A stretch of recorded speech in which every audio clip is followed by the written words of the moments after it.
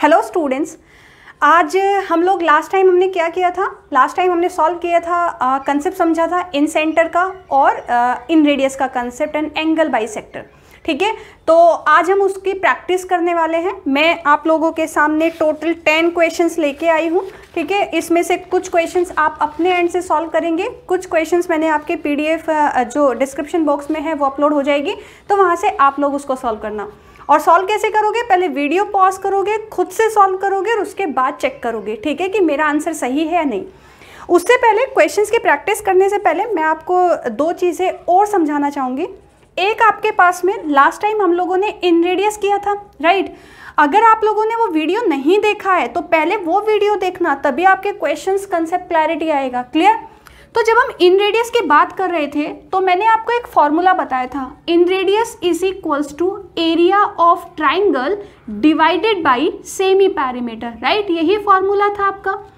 अब बच्चे, ये तो फॉर्मूला आपका जेनरिक फॉर्मूला हो गया, जनरलाइज फॉर्मूला है कि area of triangle divided by semi perimeter.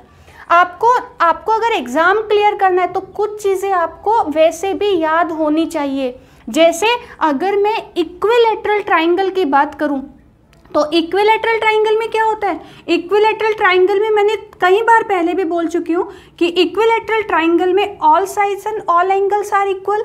इसीलिए आपके मीडियन, आपका एंगल बाइसेक्टर, आपके ऑल्टीट्यूड्स, आपके परपेंडिकुलर बाइसेक्टर सारे ही इक्वल होते हैं। तो यहाँ पे आपको डायरेक्ट याद रखना है कि इन रेडियस जो होती है आपकी, इन रेडियस का आपको डायरेक्ट फॉर्मूला याद रखना है, a/2√3। a क्या है यहाँ पे? a is the side of the triangle. आप बोलेंगे मैम कैसे आया? देखो, अगर मैं यहाँ से परपेंडिकुलर ड्रॉ करती हूँ तो वो परपेंडिकुलर भी है और वो एंगल बाइसेक्टर भी है और वही आपका मीडियन भी है। मीडियन मतलब ये से इक्वल पार्ट्स में डिवाइड करेगा, तो अगर ये a है तो ये a/2 होगा, राइट? क्योंकि इक्विलैटरल ट्राइंगल में जो मीडियन है वही एंगल बाइसेक्टर है, वही परपेंडिकुलर है। क्लियर? अब अगर आप राइट एंगल ट्राइंगल लेंगे ADB तो पाइथागोरस अप्लाई करिए यहाँ पे, तो AD का लेंथ हो जाएगा बच्चे रूट ऑफ हाइपोटेन्यूस का स्क्वायर माइनस बेस स्क्वायर, और यहाँ से ये वैल्यू निकल के आएगी आपकी 3a² डिवाइडेड बाई 4, या फिर आप बोल सकते हो a√3/2। तो आप इसको हाइट भी बोल सकते हो, आप इसको मीडियन भी बोल सकते हो, और जो ये पॉइंट होगा वो आपका इंसेंटर भी होगा और पैरेलली वो आपका सेंट्रोइड भी होगा। क्लियर है? जो आपका इंसेंटर होगा वही आपका सेंट्रोइड भी होगा। तो आप बोल सकते हो कि मैम यहाँ पे जो AG और GD का जो रेशियो होगा वो 2:1 होगा, वो 2:1 होगा। और आपका जो सर्कल जाएगा बच्चे, वो सर्कल आपका ऐसे जाता है। दैट मीन्स आपकी GD क्या है? GD आपकी इन रेडियस है, GD आपकी इन रेडियस है। तो GD is the one part out of 3 of आपका जो पूरा ये जो ऑल्टीट्यूड है, दैट इज a√3/2। तो जब आप इसे सॉल्व करते हो तो यहाँ से आता है a/2√3। तो ये अब आपको ये पूरा प्रूफ नहीं करना, आपको याद रखना है कि इन इक्विलैटरल ट्राइंगल इन रेडियस जो होती है दैट इज a/2√3, a/2√3।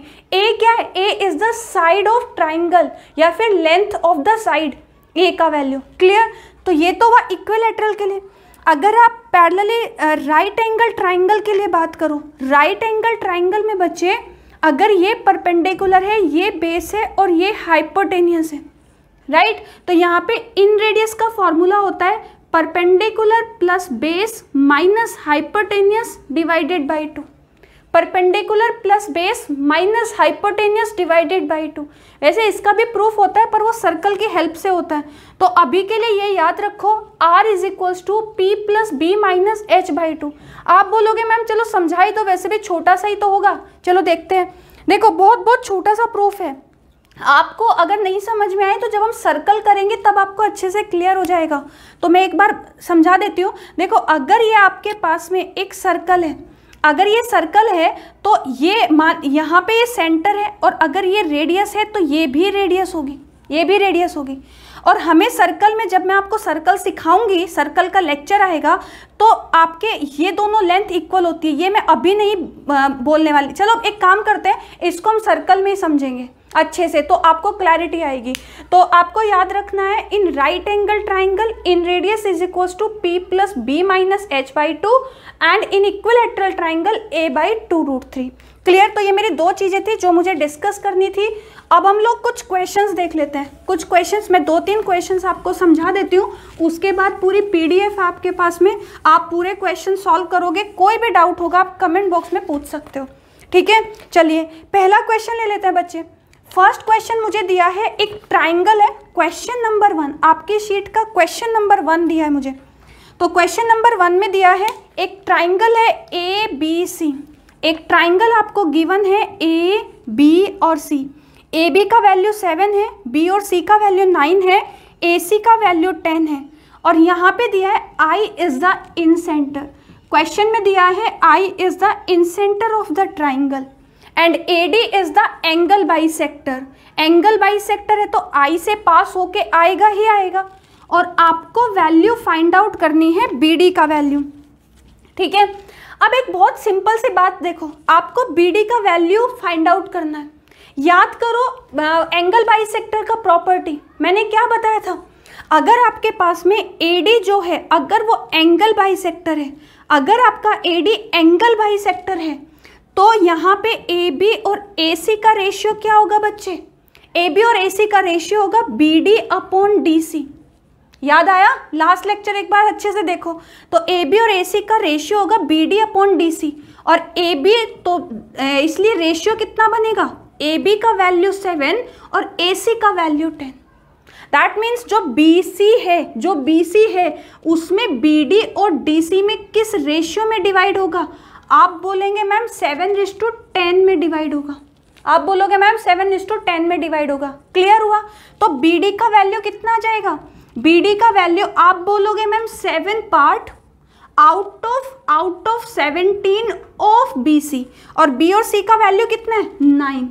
तो आंसर आ जाएगा आपके पास में 63/17। तो मेन चीज ये है कि आपने क्वेश्चन कैसे अप्रोच करना है। आपको AD एंगल बाइसेक्टर दिया था, तो एंगल बाइसेक्टर में क्या होता है? AB/AC equal to BD/DC। देखा, अगर आपको ये प्रॉपर्टी नहीं पता होती तो आप ये क्वेश्चन नहीं फाइंड आउट कर पाते। आंसर क्या था इसका, ठीक है? तो आंसर विल बी 63/17। चलिए सेकेंड क्वेश्चन देखते हैं। सेकेंड क्वेश्चन में बच्चे दिया है आपको, एक ट्राइंगल है ABC, एंगल A गिवन है 60 डिग्री, और एंगल B का वैल्यू दिया है आपको 70 डिग्री, और I दिया है आपको इन सेंटर, और आपसे वैल्यू पूछिए BIC का। आपसे वैल्यू पूछा है BIC का। अब आपको याद आया कि मैम ने एक प्रॉपर्टी बताई थी इन सेंटर की। क्या प्रॉपर्टी थी बच्चे? अगर आप इसको BI को और IC को अगर ज्वाइन करते हो तो ये I क्या है? I आपका इन सेंटर है, मतलब अगर आप BI को ज्वाइन करोगे तो ये भी एंगल बाइसेक्टर होगा, क्योंकि अगर आपका BI एंगल बाइसेक्टर होगा, अगर BI आपका एंगल बाइसेक्टर होगा, आपसे वैल्यू कौन सी पूछी है?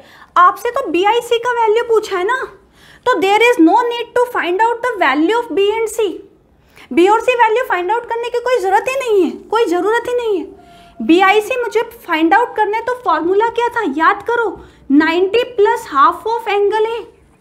B और C एंगल यहाँ पे यूज हुए, तो 90 प्लस हाफ ऑफ एंगल है। देखो एंगल B का वैल्यू आपको कंफ्यूज करने के लिए दिया है उसने, कंफ्यूज करने के लिए। क्या आप पहले ये फाइंड आउट करोगे, फिर ये फाइंड आउट करोगे, उसके बाद आप ट्राइंगल का प्रॉपर्टी लगाओगे? नो, एंगल बाइसेक्टर का प्रॉपर्टी अप्लाई करो ना, इन सेंटर का प्रॉपर्टी। और क्या होता है? 90 प्लस हाफ ऑफ A, और हाफ ऑफ A कितना हो जाएगा? 30। सोचो कितनी सी देर का आंसर था? सेकेंड्स में, 10 सेकेंड का हार्डली आंसर था। 10 सेकेंड में आप आंसर दे दोगे कि एंगल BIC का वैल्यू जो होगा that will be 120 degree, 90 plus half of angle A। Clear है? क्वेश्चन नंबर 3 देख लेते हैं एक बार।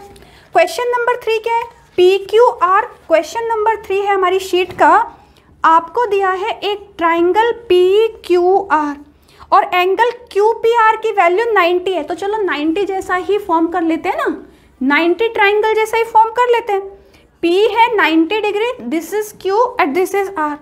PQ का वैल्यू गिवन है 24, PR का वैल्यू गिवन है 32 and QA equal to AR। Okay, A point यहाँ पे दिया है और उसने दिया है क्वेश्चन में QA equal to AR। QT is the angle bisector. QT दिया है मुझे एंगल बाइसेक्टर। ओके, ये मेरा T है। आपको फाइंड आउट करना है एंगल PQR, एंगल PQ और R, ये वाला एंगल आपको फाइंड आउट करना है, एंगल PQR। अब बच्चे एंगल बाइसेक्टर नहीं, आपको वैल्यू फाइंड आउट करनी है PT का, सॉरी, आपको वैल्यू फाइंड आउट करना है PT का, आपको PT का वैल्यू फाइंड आउट करना है। ठीक है, बहुत सिंपल सा क्वेश्चन देखो, बहुत प्यारा क्वेश्चन है, बहुत प्यारा क्वेश्चन है। आपको बच्चे अगर ये 24 दिया है और ये 32 दिया है, आपको PT फाइंड आउट करना है, एंगल नहीं, PT फाइंड आउट करना है। मुझे एक बात बताओ मैम, सबसे पहले तो आप पाइथागोरस अप्लाई करके QR की वैल्यू फाइंड आउट कर दीजिए। कितने बच्चे लगाएंगे पाइथागोरस? पाइथागोरस मत लगाओ, ट्रिपलेट याद है, 8 into 4, दिस इज 8 into 3, तो डेफिनेटली QR की वैल्यू क्या होगी? आप बोलोगे मैम 8 into 5। ट्रिपलेट याद करना सीख लो, ट्रिपलेट बहुत इजी, 3 4 5 का ट्रिपलेट था, 8 into 4, 8 into 3, तो ये 8 into 5 होगा। तो ये वैल्यू कितनी आ जाएगी? ये वैल्यू आ जाएगी आपकी 40। इतना क्लियर है? अब मुझे फाइंड आउट करना है PT का वैल्यू। तो क्या आप PT का वैल्यू मुझे फाइंड आउट करना है, तो बच्चे रेशियो करो ना। तो अगर आपका QT एंगल बाइसेक्टर है तो QP अपॉन QR का वैल्यू हो जाएगा PT अपॉन TR। आप बोलेंगे मैम बहुत सिंपल, क्योंकि आपने हमें सिखाया है कि अगर आपका ये एंगल बाइसेक्टर है तो QP अपॉन QR का रेशियो हो जाएगा PT अपॉन TR। इसीलिए बोलते हो कि कंसेप्चुअली सीखो, ABC में नहीं खो जाना है, कंसेप्चुअली सीखो। तो QP का वैल्यू 24, QR का वैल्यू 40, 4 से कट करोगे तो ये हो 8 से कट कर दो, 8 3 और 8 5, तो रेशियो बच्चे कितना निकल के आएगा? रेशियो निकल के आएगा 3:5, रेशियो निकल के आएगा 3:5। तो आप बोलोगे मैम PR को डिवाइड किया है PT और TR में, और PT है 3 और ये है 5, और PR का वैल्यू कितना है? That is 32। तो मतलब 8 की वैल्यू 32, 1 की वैल्यू 4, तो 3 का वैल्यू कितना हो जाएगा? 12 यूनिट। आप लोग ये यूनिट निकालना तो रेशियो प्रोपोर्शन में अरिथमेटिक में सीख लेते हो ना। तो अगर बच्चे आपका PR का वैल्यू 32 है, PT और TR का रेशियो 3:5 होगा, एंगल बाइसेक्टर का प्रॉपर्टी, यहाँ से आपकी ये वैल्यू आ जाएगी 12 यूनिट। क्लियर है? क्वेश्चन ईजी था। यहाँ पे भी हम लोगों ने एंगल बाइसेक्टर का प्रॉपर्टी यूज किया है। फिर से बोल रही हूँ, अगर वो पिछली वाली वीडियो नहीं देखी है तो उसको अच्छे से देखना, अदरवाइज क्वेश्चन नहीं समझ में आएगा। एक और क्वेश्चन में डिस्कस कर लेती हूँ, बहुत प्यारा सा क्वेश्चन है, बहुत प्यारा सा क्वेश्चन है, चलो उसको भी हम देख लेते हैं। यहाँ पे मैं क्वेश्चन नंबर 5 ले रही हूँ। क्वेश्चन नंबर 5 है आपकी शीट का, इन अ ट्राइंगल ABC, एक ट्राइंगल दिया है ABC और एंगल C 90 पर है। D is a point on CB such that AD is the bisector. AD is the bisector of angle A given है। AC का वैल्यू मुझे गिवन है 5 और जी आपका B और C का वैल्यू गिवन है 12, और आपसे पूछा है AD का लेंथ, आपसे पूछा है AD का लेंथ। नहीं बता सकते मैम, इसमें भी एंगल बाइसेक्टर का प्रॉपर्टी लगेगा। बच्चे ये 5 है, ये 12 है, तो ये कितना होगा? आप बोलेंगे 13 होगा, ट्रिपलेट है। मैं आपको अगर एक बार ट्रिपलेट बताऊं, जो आपको स्टैंडर्ड ट्रिपलेट याद रखने हैं, 3 4 5, 5 12 एंड कितना होता है 13, 6 वाला तो फिर मल्टीपल से आ जाता है, 7 के साथ कितना होता है 7 के साथ। अब कई बार क्या होता है कि बच्चे भूल जाते हैं, मैं इस पे एक ट्रिपलेट पे एक वीडियो भी ले आऊंगी, ठीक है। तो 7 के साथ 24 25, 8 के साथ होता है 15 और 17, 9 के साथ 40 41, राइट। तो ये कुछ स्टैंडर्ड ट्रिपलेट हैं जो आपको याद रखने हैं। क्लियर है? इतना मैं ट्रिपलेट पे एक छोटी वीडियो ले आऊंगी, ठीक है, डोंट वरी। अब आपको फिर से याद आया कि मैम अगर AD एंगल बाइसेक्टर है तो AC अपॉन AB का रेशियो क्या हो जाएगा? CD अपॉन DB होगा, ठीक है। तो CD अपॉन DB का वैल्यू कितना होगा? AC is 5 and AB is 13। तो आप बोलेंगे मैम जो CB है वो डिवाइडेड है CD में और DB में, मतलब किस रेशियो में, 5 में और 13 में। यस और अगर मैं आपसे CD का वैल्यू पूछूं तो आप बोलोगे मैम CD का वैल्यू हो जाएगा 5 part out of 18 of CB, और CB का वैल्यू कितना है 12, तो 6 2 12 6 3 13, तो ये हो जाएगा आपका 10/3, 10/3। लेकिन तो आपने यहाँ पे CD का वैल्यू फाइंड आउट किया 10/3। अब आप देखोगे मैम CD का वैल्यू है, AC का वैल्यू है, अब तो आपको पाइथागोरस ही अप्लाई करना है। तो अब आप यहाँ पे फाइंड आउट कर देंगे AD का वैल्यू AC² प्लस CD², ठीक है।